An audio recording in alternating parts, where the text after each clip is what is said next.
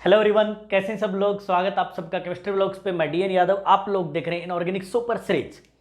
आप लोगों को पता है इनऑर्गेनिक में बेहद इंटरेस्टिंग बेहद शानदार टॉपिक चल रहा है और हमारा टॉपिक है केमिकल बॉन्डिंग। केमिकल बॉन्डिंग में मैं आप लोगों को सिखा चुका हूं लुईस डॉट स्ट्रक्चर्स कैसे बनाते हैं। नियरली मैंने 60 to 70 एग्जाम्पल्स आप लोगों को करवाए थे और यदि आप लोगों ने वो नहीं देखा है तो ज़रूर से देख लेना, क्योंकि केमिकल बॉन्डिंग का 70-80% पार्ट उसी पर बेस्ड है। उसी से हम ट्रिक्स डेवलप करेंगे और उसके बाद आप किसी भी कंपाउंड की जियोमेट्री शेप हर एक चीज़ को यूं यूं चुटकियों में आप लोग सॉल्व कर रहे होंगे। हर एक आंसर आप लोगों का पलक झपकते ही आ रहा होगा। मतलब आप लोगों का जेई एंड नीट का स्कोर अल्टीमेटली बहुत बढ़ जाने वाला है, क्योंकि नीट एंड जेई में सबसे ज़्यादा क्वेश्चन बेस्ड होते हैं केमिकल बॉन्डिंग पर। तो प्यारे बच्चों, आप लोग इस प्रीवियस चैप्टर को बहुत अच्छे से देखना और आज की क्लास में हम लोग डिस्कस करने वाले हैं वीबीटी वैलेंस बॉन्ड थ्योरी। हम दो बातें करेंगे। पहली बात, बॉन्ड बनने के पीछे एनर्जी फैक्टर कैसे काम करता है। दूसरा, ऑर्बिटल्स का उसमें कैसे रोल रहता है। आप लोग जानते हो कि लुईस डॉट स्ट्रक्चर से आप लोग एक आइडिया तो लगा लेते हो कि स्ट्रक्चर कैसा बनेगा, लेकिन उसकी जियोमेट्री कैसी होगी, उसकी शेप कैसी होगी, एटम्स स्पेस में कैसे अरेंज्ड हैं, ये आप लोगों को आइडिया वहाँ से नहीं लगता। इसीलिए हम नेक्स्ट थ्योरी पढ़ रहे हैं। वैसे पहले जो थ्योरी आई थी वो थी VSEPR, जो मैथमेटिकल कैलकुलेशन पर बेस्ड थी। लेकिन हम जो VSEPR पढ़ते हैं वो मॉडिफाइड VSEPR पढ़ते हैं, जो VBT के बाद में मॉडिफाइड हुई थी। तो एक्चुअल में मैं आप लोगों को VBT के बाद में VSEPR पढ़ाऊंगा और आप लोगों को लगेगा भी कि यदि आप वीबीटी अच्छे से जानते हो तो VSEPR आप लोगों के लिए यूं बाएं हाथ का खेल है। तो चलिए शुरू करते हैं बिना ज़्यादा टाइम गंवाए। और हमारा टॉपिक है वैलेंस बॉन्ड थ्योरी। बहुत शानदार टॉपिक है valence bond theory. Chemical bonding को जितना प्यार से आप लोग पढ़ेंगे उतना शानदार आप लोगों की रैंक आएगी, उतना शानदार आप लोगों का स्कोर रहेगा। वैलेंस बॉन्ड थ्योरी का डेवलपमेंट बहुत टाइम में हुआ और इसके डेवलपमेंट के पीछे जो सबसे बड़ा लॉजिक था वो था quantum mechanical model of atom. ये उसी के ऊपर बेस्ड है, क्योंकि ऑर्बिटल्स क्वांटम मैकेनिकल मॉडल में ही डिस्कवर हुए थे। तो एटम का जो मॉडर्न थ्योरी है उस मॉडर्न थ्योरी पर बेस्ड ये अपना कॉन्सेप्ट है। इस कॉन्सेप्ट में सबसे पहली बात, ये किसने डेवलप किया, इस तरह के क्वेश्चन मैंने देखे नहीं है आज तक, इसीलिए मैं आप लोगों से डिस्कस ही नहीं कर रहा। सबसे इंपॉर्टेंट बात, सबसे पहले हम लोग बात करने वाले हैं कि वैलेंस बॉन्ड थ्योरी दो तरीके से केमिकल बॉन्डिंग को समझाती है। और जो फर्स्ट वे है ये है बेस्ड ऑन एनर्जी। सबसे पहला एनर्जी पर बेस्ड है। तो ये दो तरीके से समझाती है कि बॉन्ड क्यों बनते हैं। पहला ये सिखाती है बॉन्ड क्यों बनते हैं, बहुत बड़ा क्वेश्चन था, बॉन्ड क्यों बनते हैं। दूसरा क्वेश्चन, बॉन्ड कैसे बनते हैं। ये दोनों क्वेश्चन का जवाब देने की कोशिश करेगी और ज़्यादातर चीज़ें आप लोगों की यहीं पे आ जाएगी। तो बहुत ध्यान से आप लोग देखना, बहुत इंपॉर्टेंट टॉपिक है। सबसे पहली बात, हम लोग वीबीटी में ये सीखते हैं कि जब भी कोई एटम्स बॉन्डिंग करते हैं तो वो कुछ इस तरह से स्पेस में अपने इलेक्ट्रॉन्स को रीअरेंज करते हैं जिससे कि ओवरऑल मॉलिक्यूलर सिस्टम की पोटेंशियल एनर्जी मिनिमाइज हो जाए, मिनिमम हो जाए। हम लोग जानते हैं किसी भी सिस्टम की पोटेंशियल एनर्जी जैसे जैसे मिनिमाइज होगी वो स्टेबल होता चला जाएगा। ऑब्वियसली हर एक एटम बॉन्डिंग इसीलिए करता है, मॉलिक्यूलर सिस्टम इसीलिए बनाता है क्योंकि उस सिस्टम में ओवरऑल सिस्टम की पोटेंशियल एनर्जी बहुत कम होती है। तो सबसे पहली बात आप लोगों को यही देखनी है कि पोटेंशियल एनर्जी जितनी ज़्यादा होगी स्टेबिलिटी ऑफ सिस्टम उतनी कम होगी। स्टेबिलिटी ऑफ सिस्टम उतना कम होगी। तो सीधी सी बात है, atoms do bonding for minimise the overall potential energy in the molecular or bonded form। मतलब वो चाहते हैं कि बॉन्डेड फॉर्म में ओवरऑल पोटेंशियल एनर्जी, इसे मोलिकुलर फॉर्म भी आप लोग कह सकते हो क्योंकि बॉन्ड बनेंगे तो मोलिक्यूल बनेंगे। तो मोलिकुलर फॉर्म या बॉन्डेड फॉर्म में ये इसलिए बॉन्डिंग करते हैं ताकि ये अपनी पोटेंशियल एनर्जी को मिनिमाइज कर सकें। ठीक, अब इस पर बेस्ड मतलब पोटेंशियल एनर्जी किस चीज़ से कम या ज़्यादा होती होगी, तो यहाँ दो फैक्टर हैं। एक है इंटरेक्शन फोर्सेज इंटरेक्शन फोर्सेज जो कि पॉजिटिव एंड नेगेटिव के बीच में होते हैं, ये डिक्रीज करते हैं, डिक्रीज द पोटेंशियल एनर्जी, जबकि रिपल्सिव फोर्सेज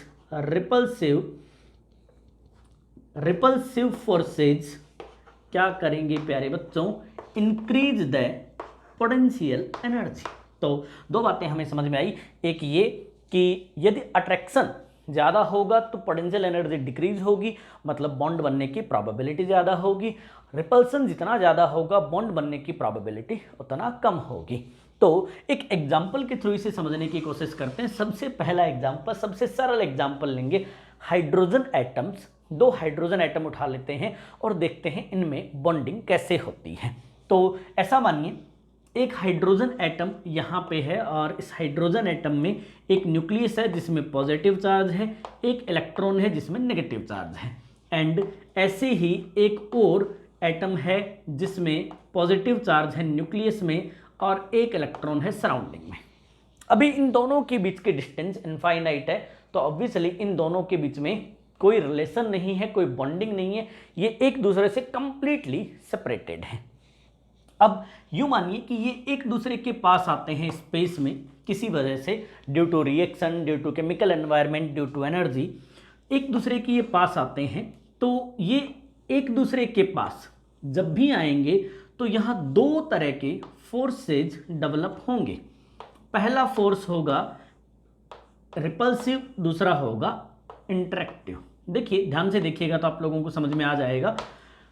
यूं मानिए कि देखो ये इंटरेक्शन तो पहले से ही थे इन न्यूक्लियस और इलेक्ट्रॉन के, लेकिन जैसे ही दोनों एक दूसरे के पास आए तो इन दोनों इलेक्ट्रॉन के बीच में रिपल्सिव फोर्सेज लगे। तो मैं RF लिख रहा हूं यहां पे। ऐसे इन दोनों न्यूक्लियस के बीच में भी क्या लगा, रिपल्सिव फोर्सेज। पॉजिटिव पॉजिटिव एक दूसरे को रिपेल करता है, नेगेटिव नेगेटिव एक दूसरे को रिपेल करता है। लेकिन इसी सिस्टम में आप लोग यदि ध्यान से देखोगे तो कुछ नए इंटरेक्शन भी डेवलप हुए between this positive and this negative, between this positive and this negative, and these both are interactive forces. अब मुद्दे की बात यह है कि हमें कोई कैलकुलेट नहीं करना है, हमें ऐसे कोई मैथमेटिकल कैलकुलेशन नहीं करनी है कि इंटरेक्टिव फोर्सेज का मैग्नीट्यूड कितना है, रिपल्सिव फोर्सेज का मैग्नीट्यूड कितना है। एक्चुअल में हम पोटेंशियल एनर्जी पे बात करेंगे कि पोटेंशियल एनर्जी में चेंज क्या हुआ। तो यहाँ पे मैं एक कर्व दे रहा हूँ आप लोगों को, देखिएगा ध्यान से।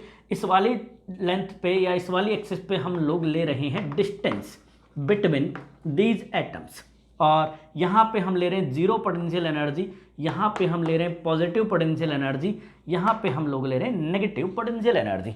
इसी पर बेस्ड जेईई एडवांस्ड में एक क्वेश्चन भी आया हुआ है, वो भी आप लोगों को भी कराऊंगा। तो आप लोग ध्यान से देखिए, जब दोनों एटम एक दूसरे के पास आए, जब स्पेस में वो एक दूसरे के क्लोज आए, तो उनके बीच में दो तरह के फोर्सेज डेवलप हुए, एक इंटरेक्टिव फोर्सेज और एक रिपल्सिव फोर्सेज। ठीक, कौन डोमिनेटिंग होगा वही डिसाइड करेगा बॉन्डिंग होगी या नहीं होगी। तो it is assume that it is infinite distance, यहाँ पे इनफाइनाइट डिस्टेंस है और इनफाइनाइट डिस्टेंस पे दोनों के बीच में कोई रिलेशन नहीं है, तो assume that the net potential energy is zero. यदि ये दोनों एक दूसरे के पास आते हैं और पोटेंशियल एनर्जी में डिक्रीज होता है, यदि पोटेंशियल एनर्जी डिक्रीज होती है, इसका मतलब attractive forces are dominating over repulsive forces. यदि कोई चेंज नहीं होता है then both balance each other, और यदि पोटेंशियल एनर्जी इंक्रीज होती है it means repulsive forces are dominating over interactive forces, क्योंकि यहाँ पे लिखा हुआ है इंटरेक्टिव फोर्सेज पोटेंशियल एनर्जी को डिक्रीज करते हैं, रिपल्सिव फोर्सेज पोटेंशियल एनर्जी को इंक्रीज करते हैं। तो जब हाइड्रोजन एटम के पोटेंशियल एनर्जी को मेजर किया गया तो रिजल्ट ऐसा था कि हाइड्रोजन की पोटेंशियल एनर्जी कंटिन्यूअसली डिक्रीज हो रही थी। इसका मतलब रिपल्सिव फोर्सेज के कंपैरेटिवली अट्रैक्टिव फोर्सेज ज़्यादा डोमिनेटिंग है। किसी एक पॉइंट पे आके ये मिनिमम थी, और इसके बाद यदि आप डिस्टेंस को और कम करोगे तो अब रिपल्सन इतना ज़्यादा होगा कि ये इंस्टेंटली यूं इंक्रीज होगी। इसका मतलब दोनों के बीच के डिस्टेंस को जीरो नहीं किया जा सकता, दोनों को एक दूसरे में मिक्स नहीं किया जा सकता। ये केमिकल बॉन्ड है और ऑब्वियसली यहाँ पर दो एटम्स के बीच में एक मिनिमम डिस्टेंस आ जाएगी, minimum equilibrium distance. At this minimum equilibrium distance, the potential energy is minimum. It means this distance is just equals to bond length. यहाँ से एक टर्म मिला हमें bond length. Bond length क्या है प्यारे बच्चों? Bond length है equilibrium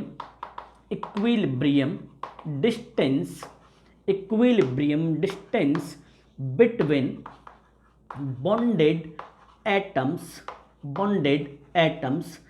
at lowest potential energy state। जब लोएस्ट पोटेंशियल एनर्जी स्टेट हो, उस पोटेंशियल एनर्जी स्टेट पे दोनों न्यूक्लियस के बीच में इक्विलिब्रियम डिस्टेंस कितना है, this distance is called bond length. यदि आप इससे ज़्यादा पास लाओगे तो फिर ये बिखर जाएंगे, मतलब अब ये बर्दाश्त नहीं कर पाएंगे एक दूसरे के रिपल्सन को। इसीलिए आप लोग देख रहे होंगे कि इसके जस्ट बाद में आप लोगों को दिख रहा है पोटेंशियल एनर्जी जो है वो अचानक से बहुत ज़्यादा इंक्रीज हुई, और इसका मतलब इससे मिनिमम डिस्टेंस या इससे लोअर डिस्टेंस इन दोनों एटम्स के बीच में होना पॉसिबल नहीं है। इसका मतलब इससे हम सीखे कि H2 मॉलिक्यूल पे बात की जाए तो H2 मॉलिक्यूल बनता है, और H2 मॉलिक्यूल बनने का मतलब है कि पोटेंशियल एनर्जी यदि डिक्रीज होती है तो बॉन्ड बनता है, यदि पोटेंशियल एनर्जी इंक्रीज होती है, जीरो रहती है, तो बॉन्ड नहीं बनता है। तो इसका मतलब हाइड्रोजन एंड हाइड्रोजन के बीच में कोई न कोई अट्रैक्शन फोर्स डेवलप हुआ है, and this attraction force is called covalent bond. तो इसी को हम प्यार से कहते हैं कोवैलेंट बॉन्ड। अब यहाँ पे एक और टर्म है, पहला टर्म था बॉन्ड लेंथ, एक और टर्म है बॉन्ड एनर्जी। तो बॉन्ड एनर्जी कह लीजिए या बॉन्ड एंथैल्पी कह लीजिए, बॉन्ड एंथैल्पी या फिर बॉन्ड एनर्जी।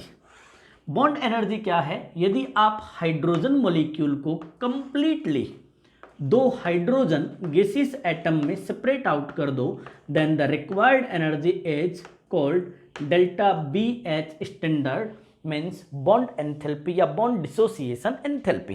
तो इसका मतलब इसे हम कैसे डिफाइन करेंगे? It is amount of energy required for complete dissociation, complete थोड़ा स्मॉल साइज लिख रहा हूं मैं, complete dissociation of 1 mole bonds और 1 मोल मोलिक्यूल। ठीक, बॉन्ड्स यहाँ पे ज़्यादा बढ़िया रहेगा एग्जाम्पल। और हाइड्रोजन में एच बॉन्ड की एनर्जी होती है 434 किलो जूल अप्रोक्सीमेटली पर मोल। इसका मतलब हाइड्रोजन मॉलिक्यूल को, ये तो एक्सपेरिमेंटल डेटा है ना, मान लो ये तो इमेजिनरी है, लेकिन ये तो एक्सपेरिमेंटल डेटा है ना कि 1 मोल हाइड्रोजन मॉलिक्यूल को यदि आप कंप्लीटली डिसोसिएट करते हो, एटोमाइजेशन करते हो, कंप्लीटली उनके बॉन्ड तोड़ते हो, तो 434 किलो जूल एनर्जी चाहिए। ऑब्वियसली कितना एनर्जी मिनिमाइज हुई होगी? 434। मतलब ऑब्वियसली यहाँ पे दोनों एटम्स के बीच में स्ट्रॉन्ग अट्रैक्शन डेवलप हुआ होगा, तभी तो इनके बीच का बॉन्ड इतना ज़्यादा स्ट्रॉन्ग है। तो पहली बात आप लोग एक बार फिर से रिवाइज कर लीजिए। हमने पढ़ा कि सबसे पहले बॉन्ड क्यों बनते हैं, तो वो स्टेबिलाइज होने के लिए बनते हैं, बॉन्ड बनते हैं। स्टेबिलाइज होने का मतलब है वो पोटेंशियल एनर्जी ऑफ सिस्टम को मिनिमाइज करने की कोशिश करते हैं। क्यों? क्योंकि जितने ज़्यादा पोटेंशियल एनर्जी होगी सिस्टम उतना अनस्टेबल होगा, जितनी लोअर पोटेंशियल एनर्जी होगी सिस्टम उतना ज़्यादा स्टेबल होगा। अब पोटेंशियल एनर्जी किन फैक्टर्स पे डिपेंड करती है? There are 2 factors. Interactive forces decrease the minimise the potential energy, while repulsive forces always maximise the potential energy. In case of hydrogen atoms, when the atom comes to each other, the overall potential energy decreases and reach at a minimum point. At this minimum point, the bond formation is possible, or we can say here the exactly covalent bond is developed between 2 hydrogen atoms. अब इस situation में जहां पे bond बना, ये इसकी lowest potential energy है, और इन दोनों एटम्स के बीच में ये जो distance I, this distance is called bond length. और इसके लिए एक एक्सपेरिमेंटल डेटा है हमारे पास कि हाइड्रोजन मॉलिक्यूल के 1 मोल को जब तोड़ते हैं तो रिक्वायर्ड एनर्जी होती है नियरली 434 किलो जूल पर मोल। इसका मतलब इनके बीच में बहुत स्ट्रांग बॉन्ड बनता है। चलिए, इतनी बात आप लोगों को समझ में आ गई होगी बॉन्ड क्यों बनता है। कुछ और एग्जांपल्स करके देखते हैं, तो इसका स्क्रीनशॉट हो जाए मेरे प्यारों, और फिर इसके बाद आगे बढ़ते हैं। तो चलिए, इसी से मैंने इसको हटाया नहीं है, इसी से कंपेयर करके He2 मॉलिक्यूल को बनाने की कोशिश करते हैं। He2 molecule. अब He2 मॉलिक्यूल में देखो, पहली बात आप लोग इस तरह से दिमाग मत लगाना कि कितने इलेक्ट्रॉन का रिपल्सन है, कितने प्रोटॉन का मतलब रिपल्सन है, कितने इलेक्ट्रॉन एंड प्रोटॉन का अट्रैक्शन है। इस तरह का दिमाग बिल्कुल नहीं लगाना। तो क्या करना है, हमें क्या सीखना है, हमें सिर्फ कॉन्सेप्ट सीखना है कि atoms do bonding for minimise their potential energy of molecular system. तो जब दो हीलियम एटम एक दूसरे के पास आते हैं तो वो इस तरह से पास नहीं आते जिस तरह से ये आ रहे थे, है ना। ये तो मूवी के हीरो हीरोइन हैं, तो ये जब पास आई तो तरंगे आई, लेकिन ये जो है विलेन और हीरो है, मतलब ये जब पास आए तो बिजलियां कड़की। तो अब यहाँ देखिए, ये पॉजिटिव है, यहाँ पे आप लोग जानते हो 2 पॉजिटिव चार्ज है, there are 2 electrons, there are also 2 electrons.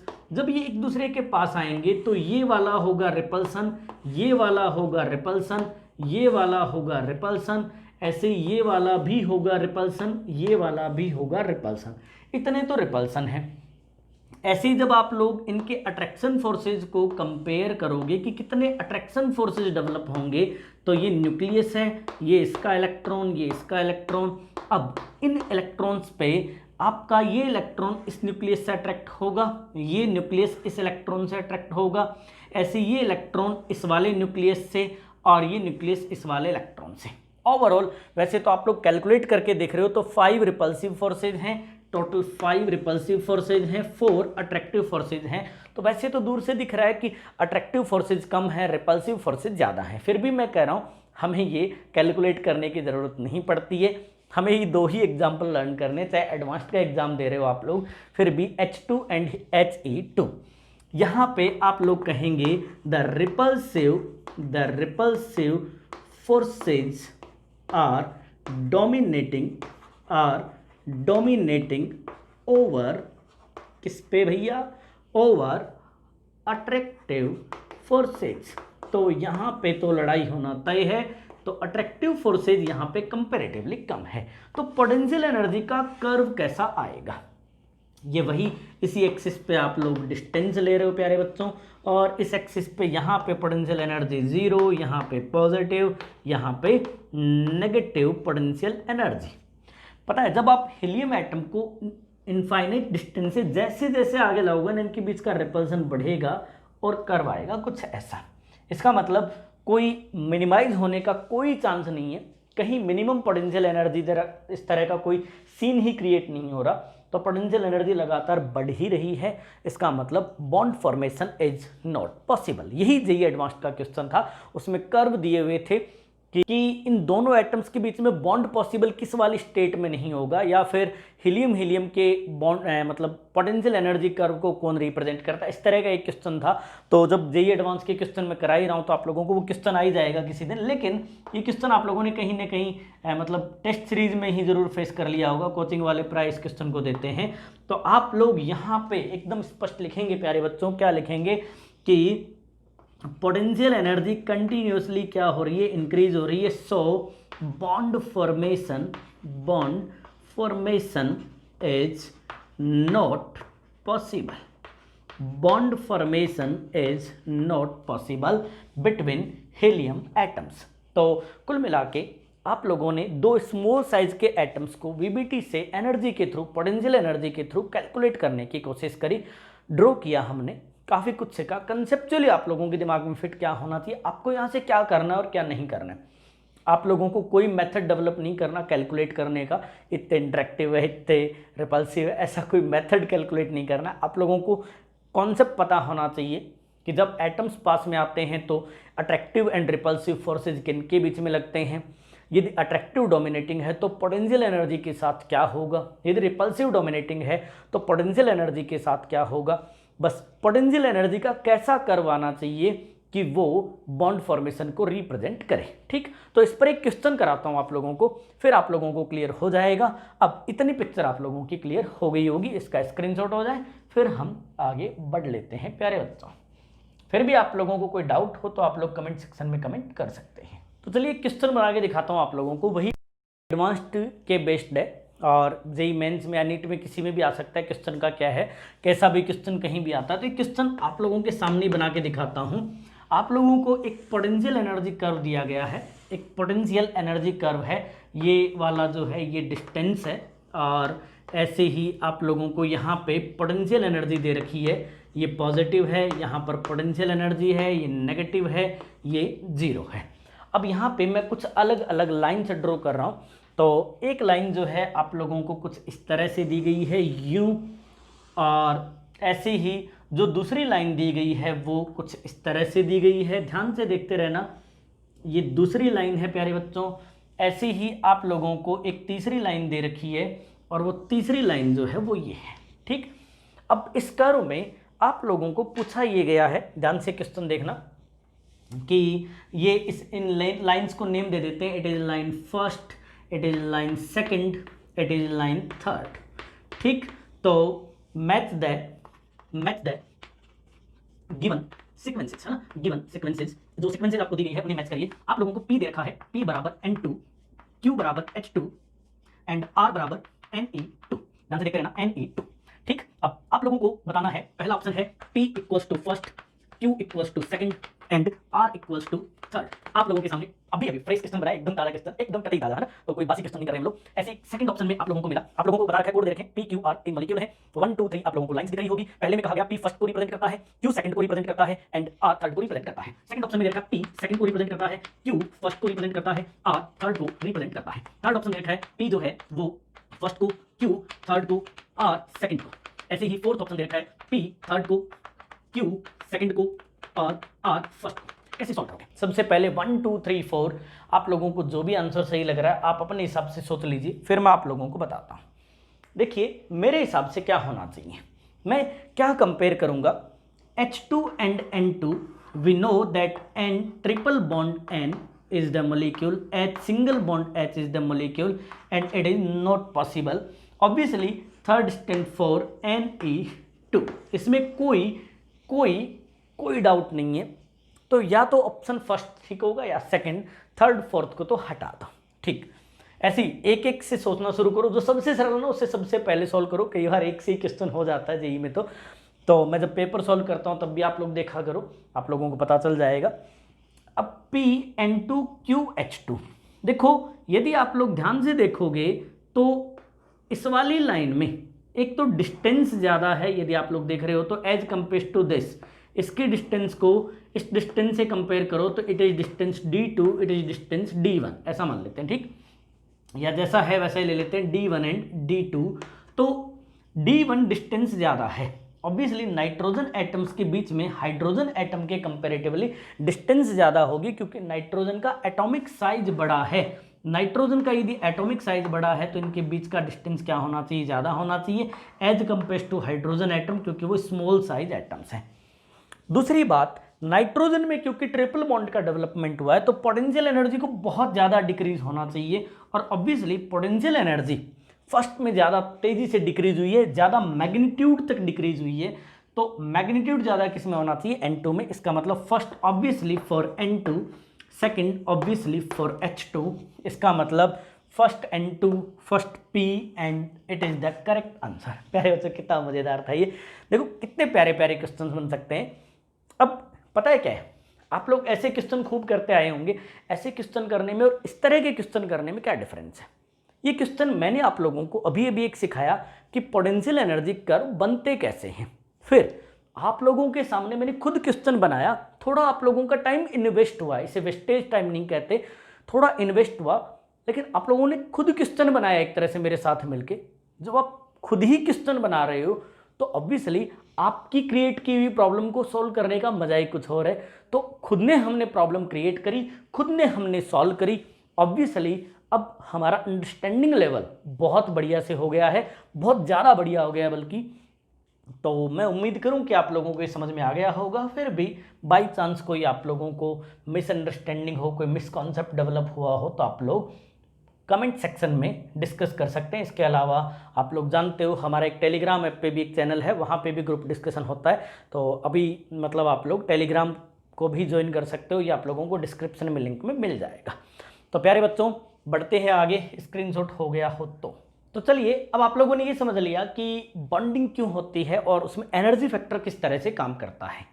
अब आप लोगों को क्लोरीन मॉलिक्यूल दे, फ्लोरीन मॉलिक्यूल दे, H2, S4, S6 कोई भी मॉलिक्यूल दे, आपको कोई पूछे पोटेंशियल एनर्जी का कर्व कैसे बनेगा, तो आप लोग इलेक्ट्रॉन कैलकुलेट करने मत बैठ जाना।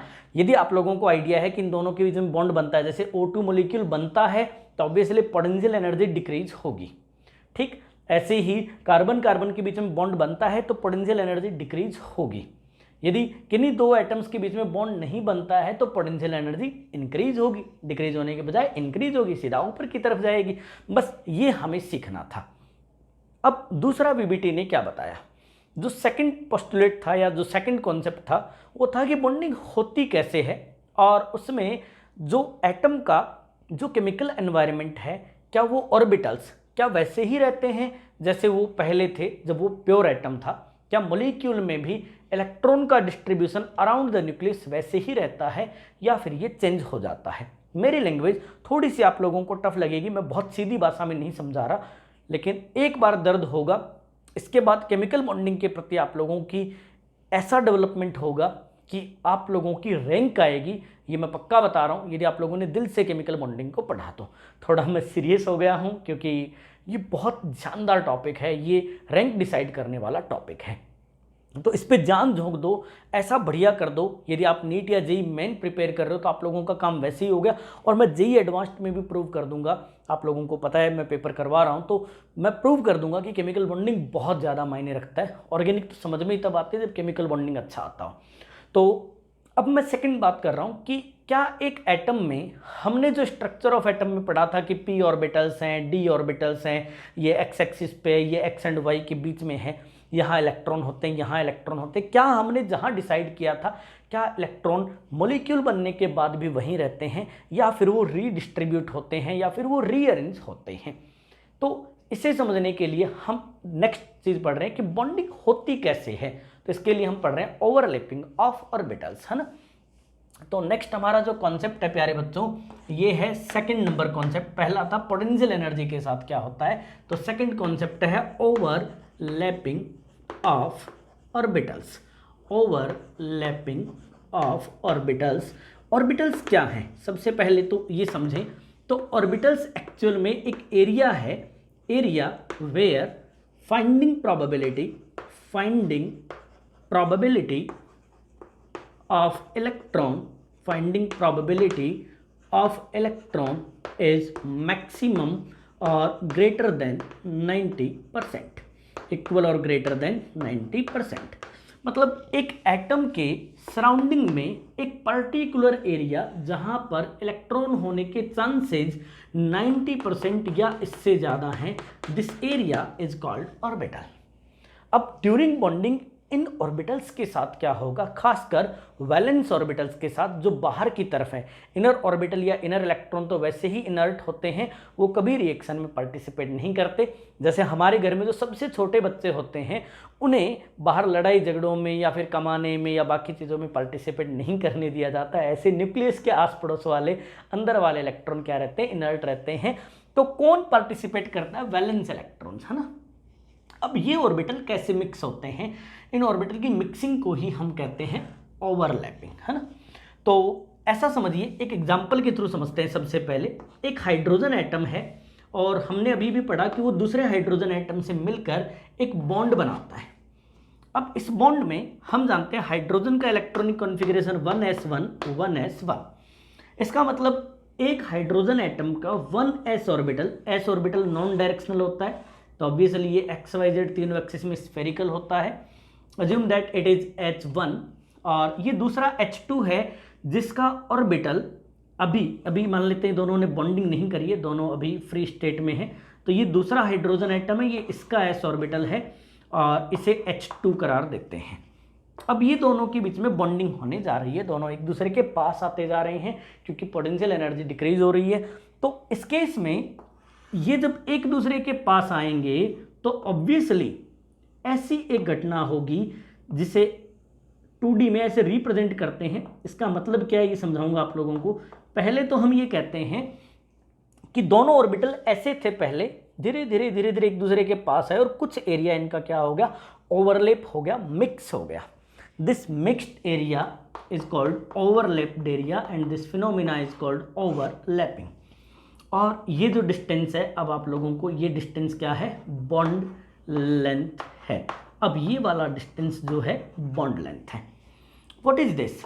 अब आप लोग इससे समझते क्या हो, इस ओवरलैपिंग का मतलब क्या है, इसे समझने की कोशिश करते हैं। इसका मतलब है, आप लोग ऐसा मानिए कि ये एक न्यूक्लियस है और ये एक दूसरा न्यूक्लियस है।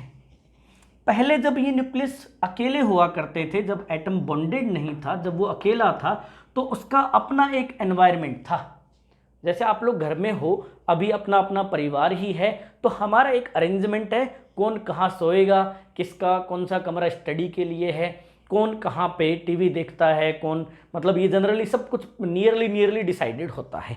तो ये अभी अपने घर में है, नियरली सब कुछ डिसाइडेड है कि अपने इस इलेक्ट्रॉन को इस पूरे एरिया में घूमने दिया जाए, इसमें कोई समस्या नहीं होनी चाहिए किसी को। लेकिन जब मेहमान घर पे आते हैं, अब ये इसके लिए मेहमान है और ये इसके लिए गेस्ट है, ये दोनों एक दूसरे के लिए गेस्ट हैं। तो जब गेस्ट एक दूसरे के घर आते हैं तो ऑब्वियसली हमारे घर में यदि कोई गेस्ट आएगा तो उस गेस्ट के अकॉर्डिंग हम हमारे घर में रीअरेंज करते हैं चीज़ों को। हम ऐसे नहीं कि नहीं हम तो शेर सिंह, हम तो ऐसे ही करेंगे ना, आप आओ इस ही कराओ, अपनी आप जाओ, हमें कोई फ़र्क नहीं पड़ता, ऐसा नहीं कर सकते हम लोग। इसका मतलब जो हमारे घर में कोई गेस्ट आएगा, बाहर से कोई आएगा, तो ऑब्वियसली उसके लिए हम अरेंजमेंट करेंगे, बेस्ट अरेंजमेंट, ताकि स्टेबिलिटी मेंटेन हो, मतलब घर वाले भी परेशान नहीं हो और गेस्ट को भी बुरा नहीं लगे। ठीक, कुछ एक नालायकों को छोड़ दिया जाए तो, है ना। तो यहाँ पर भी यही हुआ, इन दोनों न्यूक्लियस ने तय किया कि इन इलेक्ट्रॉन्स को इस तरह से सेट करो, ध्यान से सुनना, इन इलेक्ट्रॉन्स को इस तरह से सेट करो कि इन दोनों न्यूक्लियस के बीच में एक ऐसा कॉमन एरिया बन जाए जहां दोनों इलेक्ट्रॉन्स की फाइंडिंग प्रोबेबिलिटी मैक्सिमम हो जाए, ज़्यादातर टाइम इलेक्ट्रॉन यहाँ रहे। ये दोनों इलेक्ट्रॉन, इसका अपना एक इलेक्ट्रॉन हुआ करता था, इसका अपना एक इलेक्ट्रॉन हुआ करता था, अब ये दोनों इलेक्ट्रॉन इस एरिया में मैक्सिमम टाइम रहे। इससे बेनिफिट क्या होगा, इससे इस कॉमन एरिया से ये इन दोनों के बीच में होता है, it is called internuclear axis, और ये इंटरन्यूक्लियर एक्सिस पे होता है। मतलब यूं मानिए एक एटम यहाँ पे है, एक एटम यहाँ पे है, then it is internuclear axis, और ये न्यूक्लियस और ये न्यूक्लियस, और बीच में यहाँ पे इलेक्ट्रॉन क्लाउड। पता है इलेक्ट्रॉन एंड न्यूक्लियस के बीच का अट्रैक्शन बहुत ज़्यादा स्ट्रॉन्ग होता है। इसका मतलब ये जो पार्ट आप लोग देख रहे हो, इस पार्ट से ये दोनों स्ट्रॉन्गली अट्रैक्टेड है, मतलब यहाँ पे इतने स्ट्रॉन्ग अट्रैक्शंस है। और बॉन्ड का मतलब ही क्या है, बांध देना, बॉन्डिंग का मतलब बांधना, है ना, दोनों के बीच में जबरदस्त बॉन्डिंग होती है। Then this concept is overlapping. इसका मतलब ये है, इसका मतलब है ऑर्बिटल्स को कुछ इस तरह से सेट करना, कुछ इस तरह से रीअरेंज करना कि उन एटम्स के बीच में स्ट्रॉन्गेस्ट अट्रैक्शन फोर्सेज आए। इसीलिए कहते हैं कि जितना बड़ा ओवरलैप्ड एरिया होगा, जितनी ज़्यादा एक्सटेंशन होगा ओवरलैपिंग का, उतना स्ट्रॉन्ग बॉन्ड बनेगा। एंड वाई, बिकॉज ये जितना बड़ा एरिया होगा, इन दोनों के बीच का अट्रैक्शन उतना स्ट्रॉन्ग होगा, और इसीलिए हमारी थीम होती है ओवरलैपिंग। अब यदि आप लोगों को बढ़िया से समझ में आ गया हो तो फिर ओवरलैपिंग के एग्जाम्पल्स पढ़ना शुरू करते हैं। और यदि मज़ेदार लगा तो वीडियो को लाइक करे बिना मत जाना, है ना, इससे मेरे को बहुत सही लगता है। बिना लाइक करके जाते हो तो बड़ा नालायकी वाला फील होता है। तो देखिए प्यारे बच्चों, अब बात करेंगे कि क्या हाइड्रोजन में जैसे ओवरलैपिंग हुई, क्या और भी ऐसे मॉलिक्यूल्स को समझाया जा सकता है। तो एक और मॉलिक्यूल को समझाने की कोशिश करते हैं, HF मॉलिक्यूल को समझाने की कोशिश करता हूँ। यदि आप लोगों ने कभी NCERT पढ़ी हो तो मैं एग्जैक्टली NCERT को फॉलो करते हुए चल रहा हूँ, लेकिन बात है कि NCERT की लैंग्वेज समझ में नहीं आती। मैंने समझाया है आप लोगों को, अब जो मैंने यहाँ पे समझाया मैं थोड़ी बातें यहाँ पे लिख भी देता हूँ ताकि आप लोगों को याद रहे। आप लोग देखिएगा कि during bond formation during bond formation some valence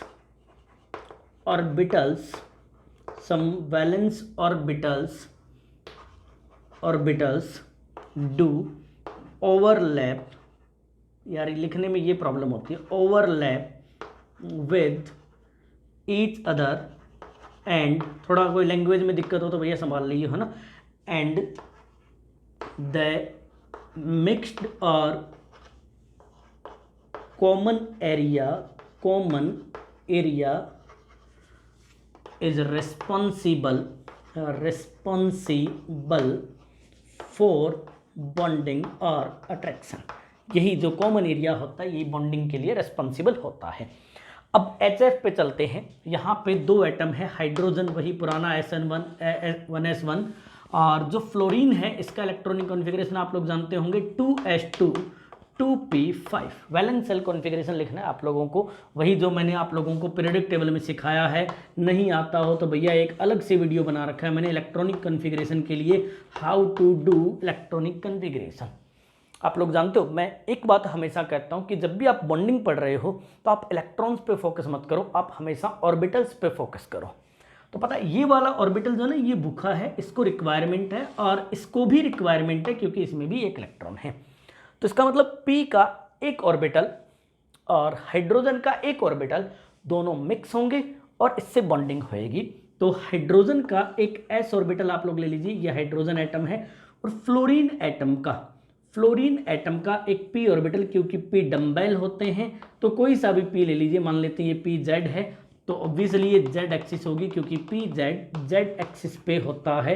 तो यहाँ मैंने इंटर न्यूक्लियर एक्सिस, दोनों एटम्स के बीच के न्यूक्लियस को कहते हैं इंटर न्यूक्लियर एक्सिस, तो मैंने माना है z axis is inter nuclear axis. आप x मान सकते हो, आप y मान सकते हो, कोई रूल नहीं है, लेकिन जनरली z एक्सिस को इंटर न्यूक्लियर एक्सिस लेते हैं। तो मैंने मान लिया z axis inter nuclear axis है। इसका मतलब एक इलेक्ट्रॉन हाइड्रोजन का, एक इलेक्ट्रॉन फ्लोरीन का, ये इस तरह से अरेंज हो गए हैं। अब मैंने कहा ना यहाँ दो इलेक्ट्रॉन होते हैं और ये फ्लोरीन का न्यूक्लियस है, ये हाइड्रोजन का न्यूक्लियस है, ये इस तरह से सेट हो गए कि अब ये हाइड्रोजन एंड फ्लोरीन दोनों के बीच में है, दोनों को अट्रैक्ट कर रहे हैं एंड इट इज बॉन्डिंग। यही तो बॉन्डिंग है भैया। ये दो इलेक्ट्रॉन कुल मिला के फ्लोरीन एंड हाइड्रोजन के बीच में कुछ इस तरह से सेटल्ड हैं, ये इस एरिया में रहते हैं इंटर न्यूक्लियर पार्ट पे, ताकि ये दोनों स्ट्रॉन्ग अट्रैक्शन फील करें। Then it is just equivalent to H single bond F।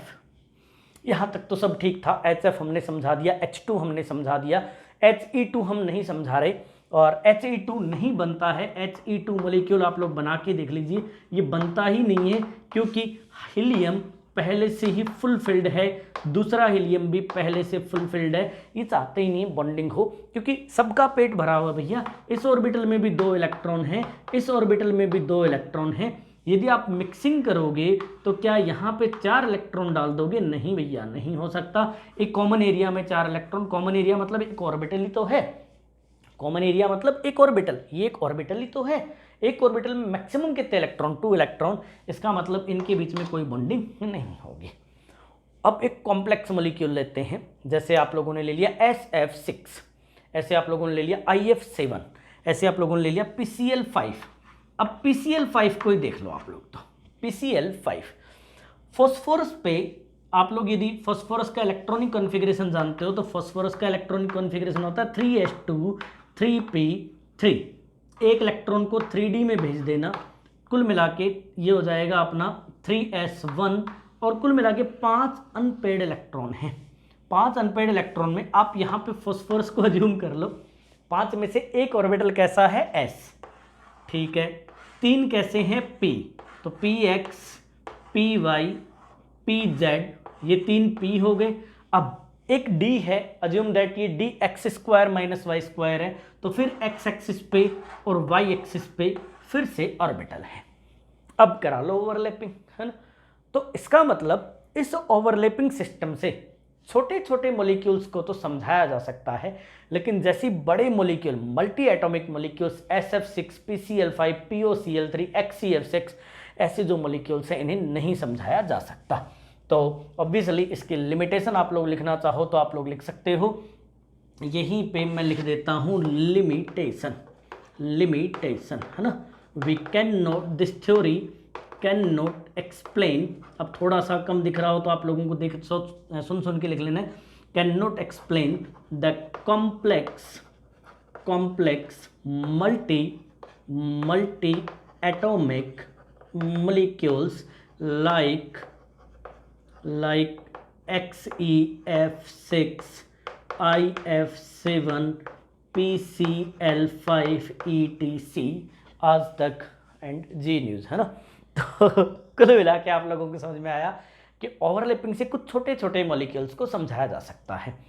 अब इस ओवरलैपिंग को थोड़ा डिटेल में पढ़ते हैं और फिर हम सीखेंगे कि इन बड़े मॉलिक्यूल्स को समझाने के लिए वीबीटी में क्या डेवलपमेंट हुआ आगे। तो पहले ओवरलैपिंग को थोड़ा और पढ़ते हैं, एक स्क्रीनशॉट ले लीजिए, ये तो बनता है, इसके बाद आगे बढ़ लेते हैं प्यारे बच्चों।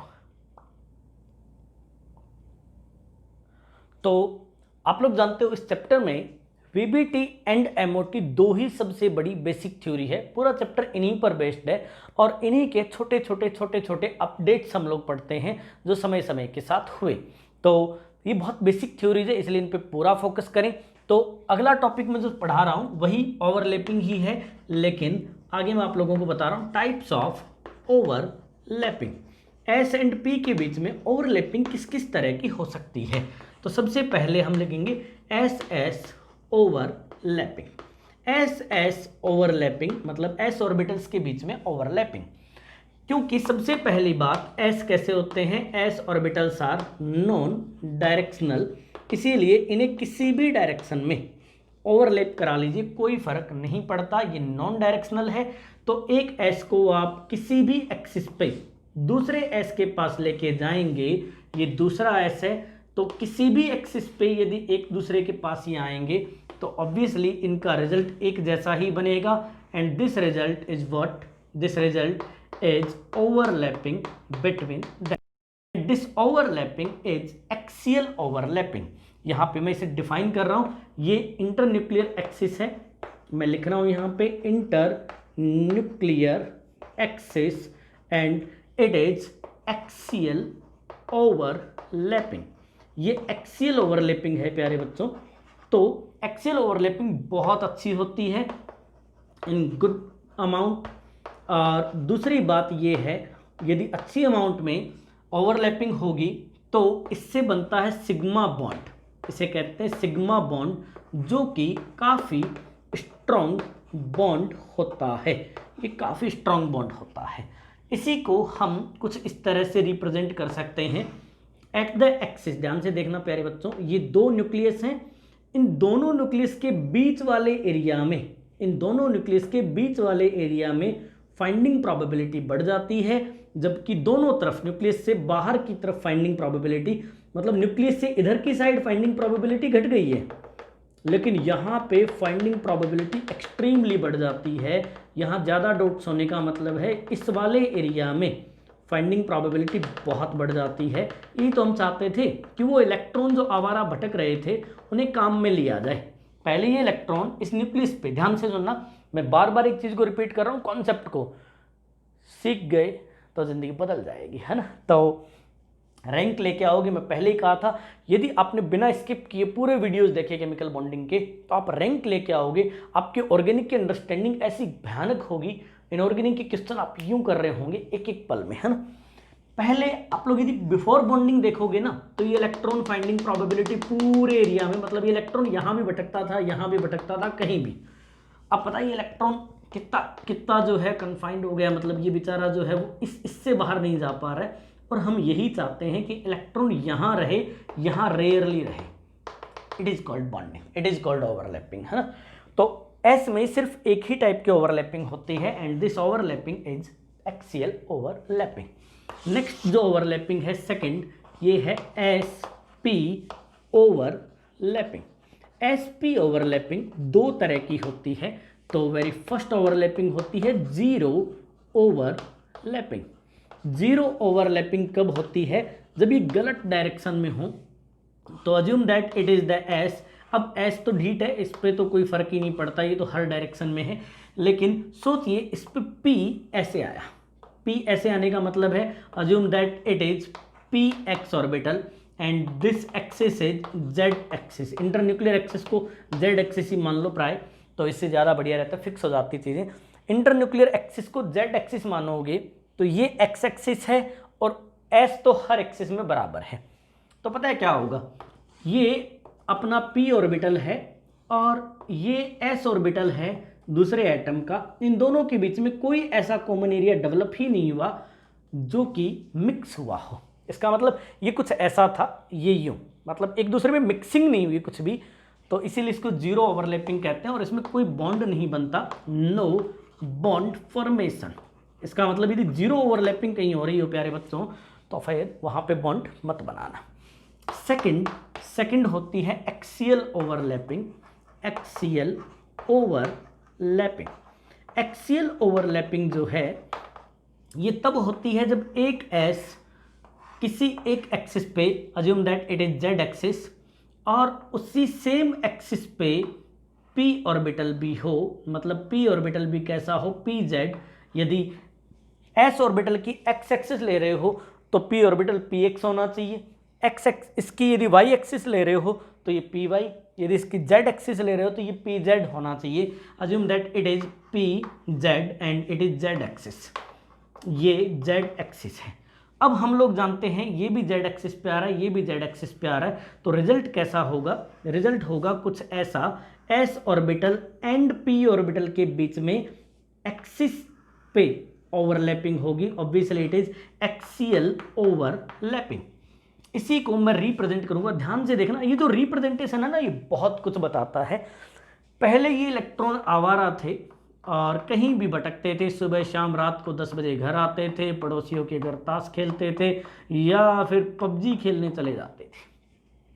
यहाँ भी सब आवारा थे, ये लड़की जो है बेकार थी, ये घूमती थी इधर उधर, है ना, ये सहेलियों के पास, लेकिन इन दोनों का कर दिया ब्याह, है ना।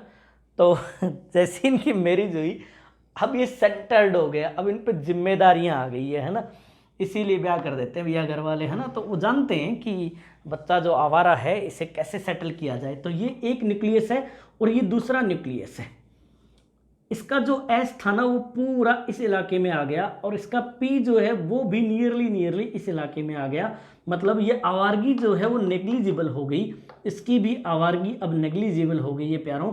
अब रियली इलेक्ट्रॉन कहाँ रहते हैं, यहाँ पे एक दूसरे के आसपास, एक दूसरे का खून पीते हैं और एक दूसरे से दूर नहीं जाने देते। It is called marriage, traditional marriage. India में कल्चर इतने स्ट्रॉन्ग ऐसे नहीं है, वो सब जानते हैं, उन्होंने बहुत वीबीटी पढ़ी है अपने पेरेंट्स ने, वो सब जानते हैं कि इनके आवारापन को कैसे ख़त्म किया जाए, इसीलिए वो मैरिज कर देते हैं। अब आप देख रहे हो इन दोनों न्यूक्लियस के बीच में इलेक्ट्रॉन्स की फाइंडिंग प्रोबेबिलिटी मैक्सिमम हो गई है और ऑब्वियसली मैक्सिमम प्रोबेबिलिटी होने का मतलब है अब इन दोनों के बीच में बहुत स्ट्रांग बॉन्ड बनेगा और इन दोनों न्यूक्लियस के बीच में यहाँ पे एक क्लाउड बन गया है। ये इलेक्ट्रॉन पहले यूं गोल घूमते थे इधर उधर यहाँ पे, और अब ये इलेक्ट्रॉन जो है पहले यहाँ से यहाँ तक कहीं भी थे, अब ये इलेक्ट्रॉन इस वाले इलाके में है, एक्सियल वाले इलाके में। तो ये भी एक स्ट्रांग बॉन्ड है, obviously it is sigma bond. ये भी एक सिग्मा बॉन्ड है क्योंकि यहाँ पर भी एक्सियल ओवरलैपिंग हुई थी। प्यारे बच्चों बहुत मज़ेदार है, केमिकल बॉन्डिंग को एक बार दिल से समझ लो। और यहाँ पे ना सबसे मज़ेदार बात क्या है, यहाँ सब समझ में आने लायक है।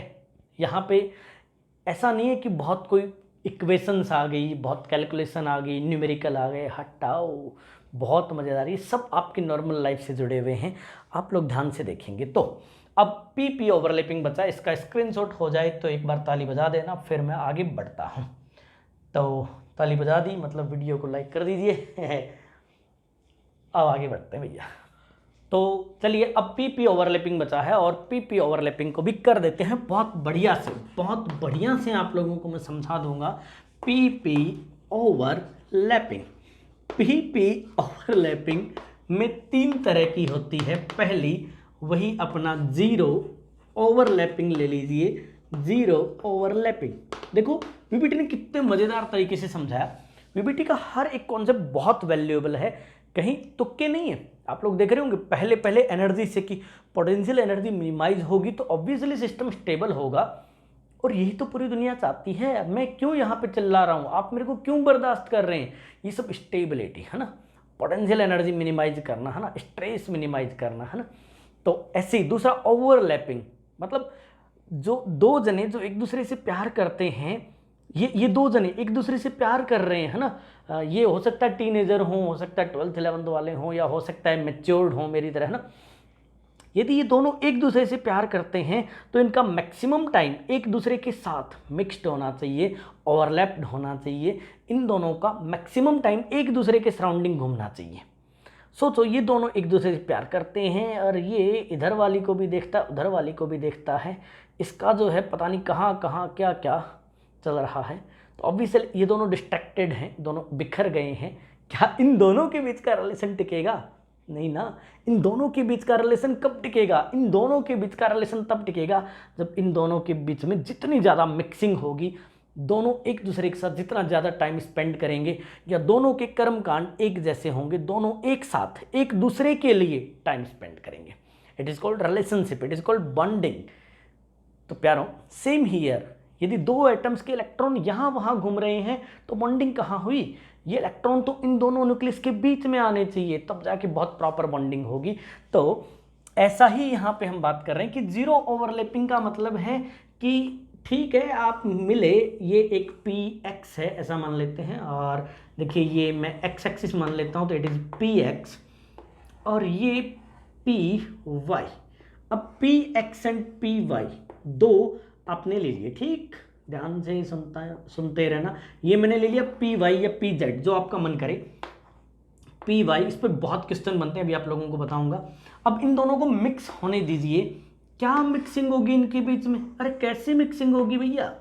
एक जो है वो बोलना नहीं जानता, एक सुनना नहीं जानता, तो अब मतलब एक दूसरे को ये चाह ही नहीं रहे, बात ही नहीं करना चाह रहे, तो कोई मिक्सिंग ही नहीं हो रही, तो नो बॉन्ड फॉर्मेशन। ऐसे हर हालात में कोई बॉन्ड नहीं बनता, और ये ज़बरदस्ती का रिलेशन बनाने की कोशिश हो रही थी। किस तरह आ सकता है, किस किस के बीच में जीरो ओवरलैपिंग पॉसिबल है? तो मैं आप लोगों को बता दूं, zero overlapping is possible between p x and p y. ऐसा पेयर ले लीजिए, p x and p z, p y and p z. ये सब के सब, इन सब में जब भी मिक्सिंग होगी हमेशा जीरो ओवरलैपिंग होगी, हमेशा जीरो ओवरलैपिंग होगी। ठीक, अब चलते हैं सेकंड, जो कि अपना वही axial overlapping. Axial overlapping, axial overlapping में ध्यान से देखना, एक्सियल वही जो हम इतनी देर से पढ़ते आ रहे थे। तो अपने पास ये पी जेड है और दूसरा भी पी जेड ही होना चाहिए। तो ऐसे यदि पी एक्स है तो पी एक्स ही होना चाहिए, इंटरन्यूक्लियर एक्सिस होनी चाहिए, ये जो भी है ना। तो इफ ये कब होगी? यदि ये इंटरन्यूक्लियर एक्सिस, मैं यहाँ पे लिख देता हूँ इंटरन्यूक्लियर एक्सिस, यदि जेड है, इंटरन्यूक्लियर एक्सिस यदि जेड है, तो सिग्मा बॉन्ड किसके बीच में बनेगा? Between p z and p Z.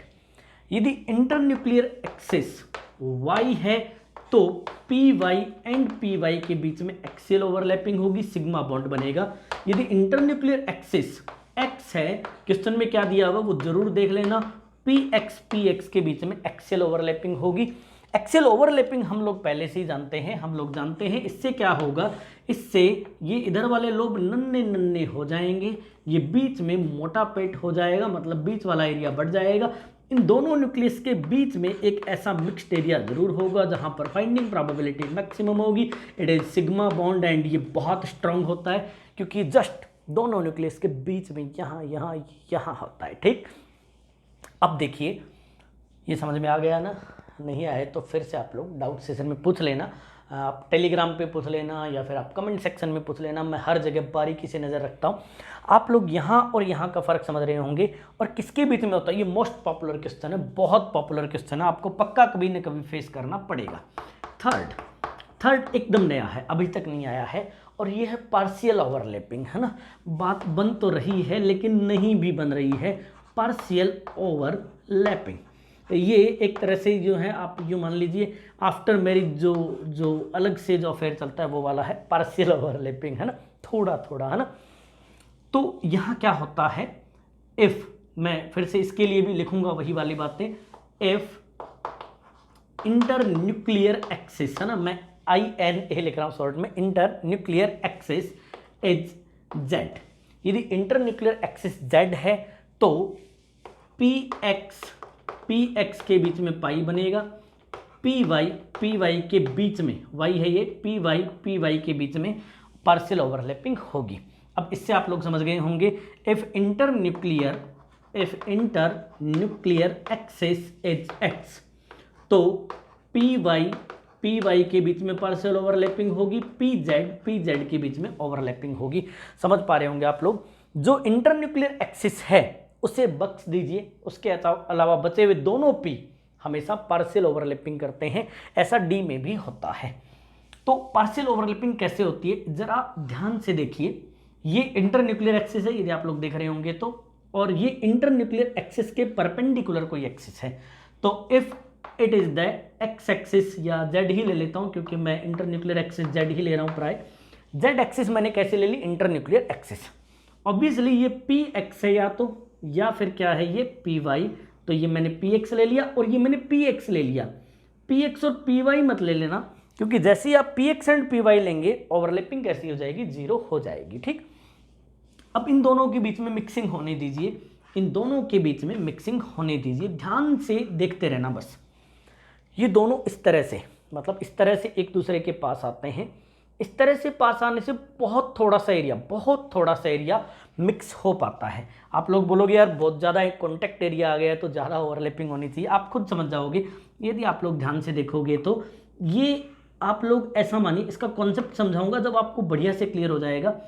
अभी तो आप ऐसे समझिए कागज़ पे कि ये एक दूसरे का बहुत नन्ना नन्ना सा पार्ट, इतना सा यहाँ पे और इतना सा यहाँ पे ये ओवरलैप हुआ। व्हाट इज इट, ध्यान से देखोगे ना तो इसी को मैं एक और ड्रॉ कर रहा हूँ यहाँ पे। It is just equivalent to this, it is the one nucleus, it is another nucleus and it is the area where orbitals are mixed with each other. It is the area, it is the pi electron cloud. बहुत ध्यान से देखना बच्चों, ऐसा समझिए, यदि आप ध्यान से समझना चाहते हो तो देखिए, ये एक न्यूक्लियस है, ये दूसरा न्यूक्लियस है, पता है ओवरलैपिंग ऊपर और नीचे हो रही है। यदि आप कंपेयर करोगे ना तो इस वाले ब्लॉक में आ जाओ और प्यार से कंपेयर करो। यदि आप लोग इसे कंपेयर करना चाहते हो तो it is one nucleus, it is another nucleus and the axial overlapped electron or sigma bonded electrons are present here just between both nucleus. So the attraction force is very good because these electrons are just near to this nucleus and just near to this nucleus.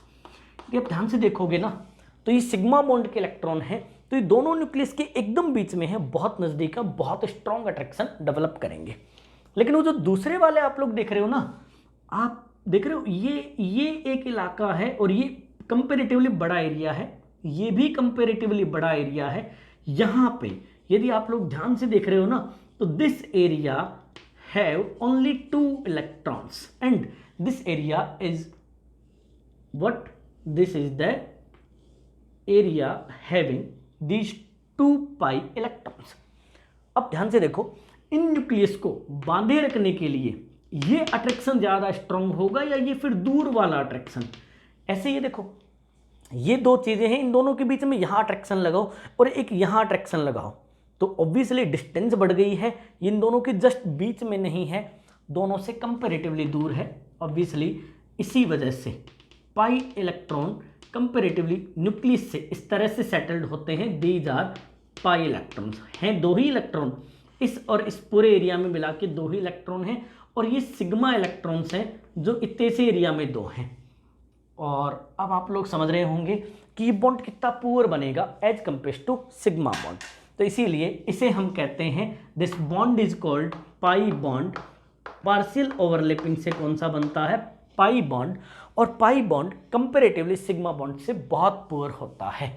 तो यहीं पे मैं इस बात को mention किए देता हूँ, the sigma bonds are much stronger than pi bonds. और इसी में मैं जस्ट ऊपर लिख देता हूँ, it is the strength order, it is the strength order.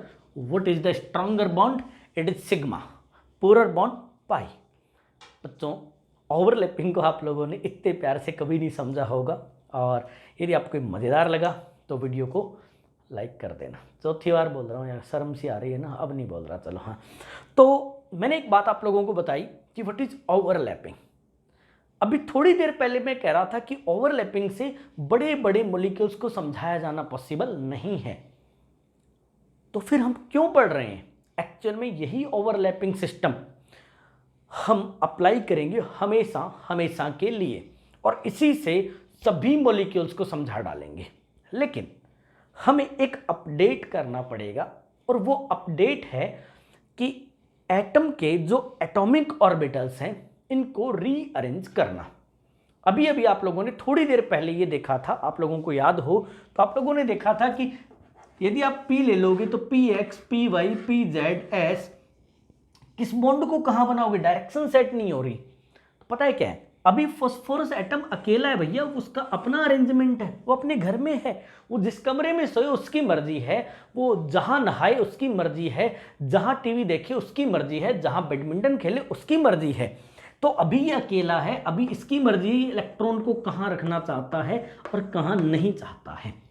बात है कि जब सराउंडिंग में, जब इस पर क्लोरीन एटम आना शुरू होंगे सराउंडिंग में, तो ऑब्वियसली इसका केमिकल एनवायरनमेंट कंप्लीटली चेंज हो जाएगा। जैसे मैरिज में हम अपने पूरे घर को अपडेट कर देते हैं, तो सामियाने लगा देते हैं, रोशनी हो जाती है, पता नहीं पूरी दुनिया बदल जाती है। सेम ईयर भैया, यहाँ मैरिज होने जा रही है, यहाँ जो है तेरा मेरा ब्याह होने जा रहा है, और यदि तेरा मेरा ब्याह होने जा रहा है तो भैया अब इस स्थिति में मेरे प्यारों रोशनी तो होगी ना, और उसी रोशनी को हम प्यार से कहते हैं हाइब्रिडाइजेशन।